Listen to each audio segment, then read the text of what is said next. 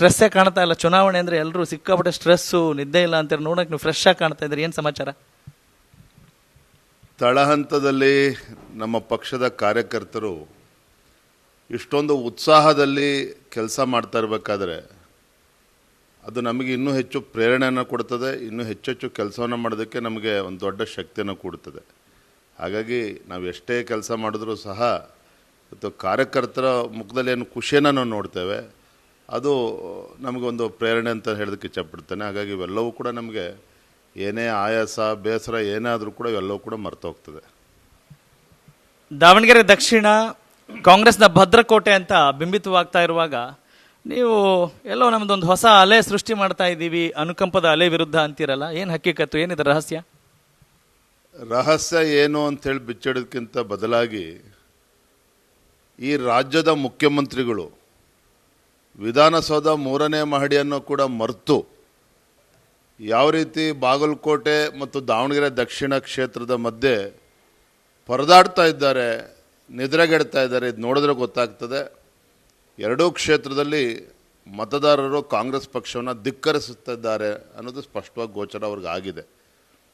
ನನಗನ್ನಿಸ್ತದೆ ಈ ಎರಡೂ ಚುನಾವಣೆಗಳು Bagalkote as well as Bangalore Davanagere ದಕ್ಷಿಣ ವಿಧಾನಸಭಾ ಕ್ಷೇತ್ರ, this will create an history.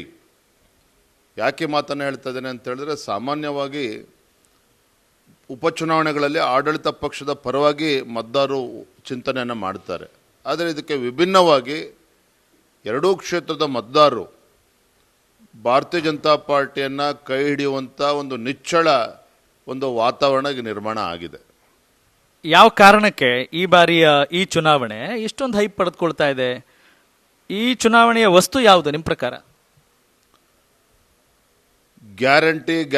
ಗ್ಯಾರಂಟಿಗಳ ಹೆಸರು ಹೇಳಿಕೊಂಡು ಗ್ಯಾರಂಟಿಗಳ ಮುಖವಾಡವನ್ನು ಧರಿಸಿ ಕಪಟ ನಾಟಕವನ್ನು ಮಾಡ್ತಾ ಇರುವಂತಹ ಈ ಕಾಂಗ್ರೆಸ್ ಸರ್ಕಾರ, ಮಾನ್ಯ ಮುಖ್ಯಮಂತ್ರಿಗಳು, ಇವರ ಬಂಡವಾಳ ಬಯಲಾಗ್ತಾ ಇದೆ. ಜನರು ಜಾಗೃತರಾಗ್ತಾ ಇದ್ದಾರೆ.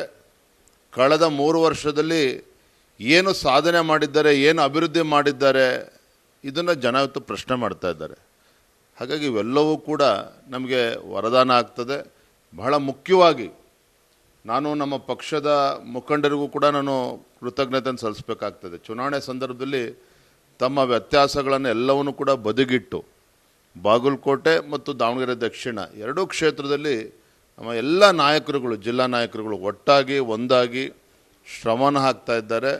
ಇದರ ಪರಿಣಾಮ ನಮ್ಮ ಕಾರ್ಯಕರ್ತರ ಉತ್ಸಾಹ ಏನಿದೆಯಲ್ಲ ಅದು ಭಾಳ ದುಪ್ಪಟ್ಟಾಗಿರುವಂಥದ್ದು. ಹಾಗಾಗಿ ಮತದಾರರು ಕೂಡ ನಮ್ಮ ಬಗ್ಗೆ ಇವತ್ತು ವಿಶ್ವಾಸವನ್ನು ಇಟ್ಟಿದ್ದಾರೆ. ರಾಜ್ಯ ಬಿಜೆಪಿ ಅಂತ ಹೇಳಿದ ತಕ್ಷಣ ಅದು ಯಡಿಯೂರಪ್ಪನವ್ರ ಪಕ್ಷ.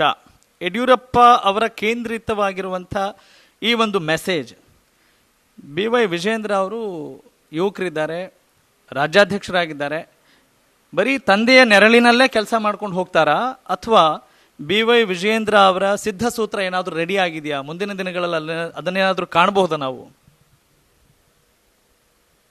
ನಾನು ಯಡಿಯೂರಪ್ಪನವ್ರ ಮಗ ಅಂತ ಹೇಳಿಕೊಳ್ಳೋದಕ್ಕೆ ನಂಗೆ ತುಂಬ ಹೆಮ್ಮೆ ಇದೆ.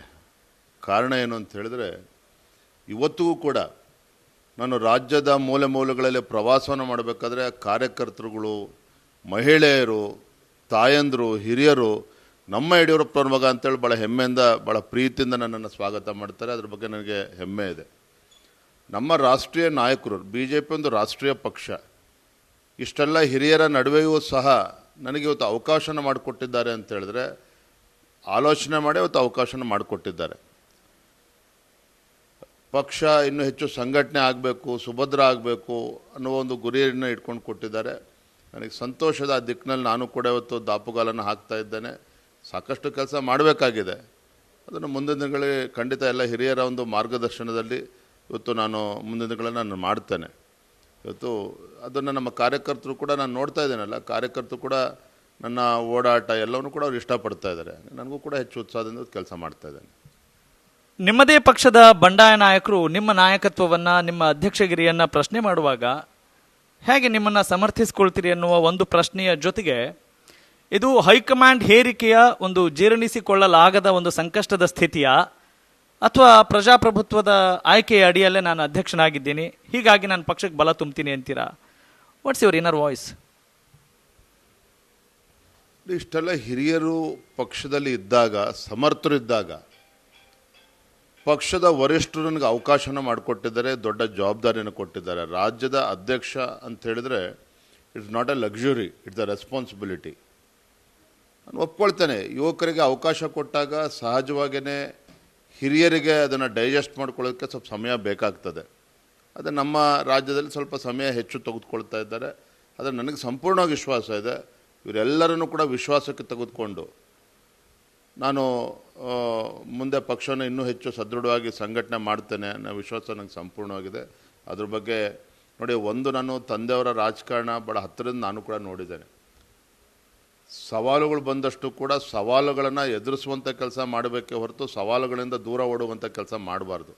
ಅದು ಯಡಿಯೂರಪ್ಪನವರು ಅವ್ರ ಜೀವನದುದ್ದಕ್ಕೂ ಕೂಡ ಭಾಳ ಯಶಸ್ವಿಯಾಗಿ ಅದನ್ನು ಮಾಡ್ಕೊಂಡು ಬಂದಿದ್ದಾರೆ. ಹಾಗಾಗಿ ನಾನು ಕೂಡ ಅವರ ರಾಜಕೀಯ ಏಳು ಬೀಳುಗಳನ್ನು ಹತ್ತಿರದಿಂದ ನೋಡಿರ್ತಕ್ಕಂಥ ನಾನು ಏನೇ ಸವಾಲುಗಳು ಬಂದರೂ ಕೂಡ ಬೆನ್ನು ತೋರಿಸ್ದೇನೆ ಆ ಸವಾಲುಗಳನ್ನು ಸ್ವೀಕಾರ ಮಾಡಿದ್ದೇನೆ, ಇವತ್ತು ಮಾಡಿದ್ದೇನೆ, ಮುಂದೆನೂ ಕೂಡ ಮಾಡ್ತೇನೆ.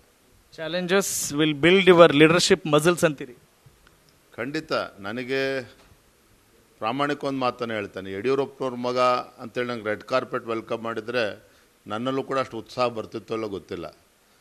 ಆದರೆ ಇವತ್ತು ಅಡೆತಡೆಗಳು, ಸವಾಲುಗಳು ಇವೆಲ್ಲವುಗಳು ಬಂದಾಗಲೇ ನಾವು ಇನ್ನೂ ಹೆಚ್ಚು ಕ್ರಿಯಾಶೀಲರಾಗಿ ಇವತ್ತು ಕೆಲಸವನ್ನು ಮಾಡ್ತೇವೆ, ಇನ್ನೂ ಹೆಚ್ಚು ಉತ್ಸಾಹದಿಂದ ಕೆಲಸವನ್ನು ಮಾಡ್ತೇವೆ.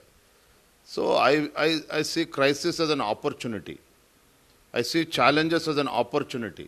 ಹಾಗಾಗಿ ನಾನು ಇದ್ರ ಬಗ್ಗೆ ಬೇಸರನೂ ವ್ಯಕ್ತಪಡಿಸ್ಕೊಳ್ಳೋದಿಲ್ಲ, ಮನಸ್ಸು ಬೇಸರ ಮಾಡ್ಕೊಳ್ಳೋದಿಲ್ಲ. ನೋಡಿದ್ರಲ್ಲ, ಕಳೆದ 2 ವರ್ಷದಲ್ಲಿ ಯಾರೇ ಏನೇ ಹೇಳಿಕೆಗಳನ್ನು ಕೊಟ್ಟರೂ ಸಹ ಯಾರ ವಿರುದ್ಧನೂ ಕೂಡ ನಾನು ಹೇಳಿಕೆಯನ್ನು ಕೊಡದೇನೆ ಸಮಾಧಾನವಾಗಿ ಕಾರ್ಯಕರ್ತರ ಮಧ್ಯೆ ಕೆಲಸ ಮಾಡ್ತಾ ಇದ್ದೇನೆ ಅಂತ ಹೇಳಿದ್ರೆ you have to appreciate that fact. ಅಲ್ಲ, ಅಫ್ಕೋರ್ಸ್ ಅದು ನಿಮ್ಮ ಜಾಣ ನಡೆ ಅಂತ ಅಂದ್ಕೊಳ್ತೀನಿ. ಈಗ ಅಪೋನೆಂಟ್ ಲೀಡರ್ಸ್ ಹೇಳಿದರೆ ಓಕೆ ಸರ್, ಆದರೆ ನಿಮ್ಮ ಪಕ್ಷದ ನಾಯಕರೇ ನೀವು ಕಾಂಗ್ರೆಸ್ನ ಕೆಲ ಲೀಡರ್ಸ್ ಜೊತೆ ಹೊಂದಾಣಿಕೆ ರಾಜಕೀಯ ಮಾಡ್ತೀರಿ, ಹಾಗಾಗಿ ಈ ಸರ್ಕಾರದ ವಿರುದ್ಧ ಅವರು ಮೃದು ಧೋರಣೆ ತಾಳ್ತಾ ಇದ್ದಾರೆ ಅನ್ನೋ ಮಾತಿಗೆ ನೀವು ಮೌನವಾಗಿದ್ದರೆ ಸರಿನಾ? ಅಡ್ಜಸ್ಟ್ಮೆಂಟ್ ಪಾಲಿಟಿಕ್ಸ್ ನನ್ನ ಡಿಕ್ಷನರಿನಲ್ಲೇ ಅದಿಲ್ಲ. ಯಾಕೆ ಅಂತ ಹೇಳಿದರೆ ಯಡಿಯೂರಪ್ಪನವರು, ಅನಂತಕುಮಾರ್ ಅವರು, ಪಕ್ಷದ ಅನೇಕ ಹಿರಿಯರು ಅವಿರತ ಪರಿಶ್ರಮದಿಂದ ಭಾರತೀಯ ಜನತಾ ಪಾರ್ಟಿ ಒಂದು ಭದ್ರ ಬುನಾದಿಯನ್ನು ಹಾಕುವಂಥ ಕೆಲಸ ಮಾಡಿದ್ದಾರೆ.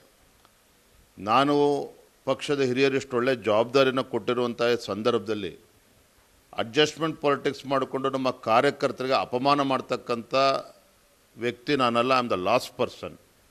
ಹಾಗಾಗಿ ಯಾರೇನೇ ಹೇಳಿಕೆಗಳನ್ನ ಕೊಡ್ತಕ್ಕಂಥದ್ದು ನಾನು ಅದ್ರ ಬಗ್ಗೆ ತಲೆ ಕೆಡಿಸ್ಕೊಳ್ಳೋದಿಲ್ಲ. ನನ್ನ ಕಾನ್ಷಿಯಸ್ಸು ಕೂಡ ಅದಕ್ಕೆ ಪರ್ಮಿಟ್ ಮಾಡೋದಿಲ್ಲ. ಯಡಿಯೂರಪ್ಪನವರು ಕೂಡ ಅವ್ರ ಜೀವನದಲ್ಲಿ ಯಾವತ್ತೂ ಕೂಡ ಅಡ್ಜಸ್ಟ್ಮೆಂಟ್ ರಾಜಕಾರಣ ಮಾಡೂ ಕೂಡ ಗೊತ್ತಿಲ್ಲ. ನಾನು ಅವ್ರ ಮಗನಾಗಿ ನಾನು ಕೂಡ ಅದಕ್ಕೆ ಅವಕಾಶವನ್ನು ನೀಡೋದಿಲ್ಲ.